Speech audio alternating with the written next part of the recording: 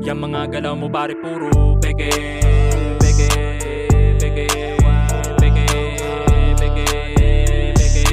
Kahit na itago ay lumalabas ang pagkatao. Peke, peke, peke, peke, peke, peke.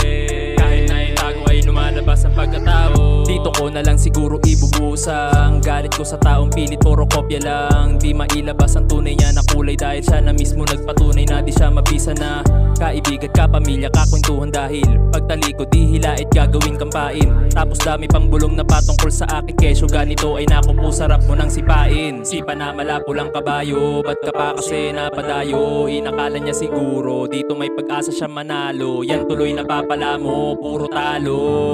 Kailan ka ba matututo? Nagbumukang siraulo. Kailangan mo na magbago kasi ang mga galaw mo pare puro peke, peke, peke, peke, peke, peke. Kahit na itago ay lumalabas ang pagkatao. Peke, peke, peke, peke, peke, peke. Kahit na itago ay lumalabas ang pagkatao. Wala naman na dapat ako pa napatunayan. Sa una pa lang alam ko na kaya kang higitan. Kaya hindi ko na naisip makipag-unahan. Kasi sino ka ba pre, hanggang dyan ka na lang. Tsaka kita kakausapin.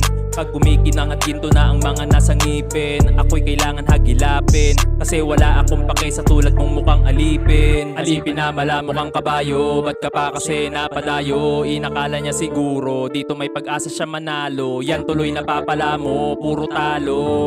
Kailan ka ba matututo? Nagbumukang siraulo.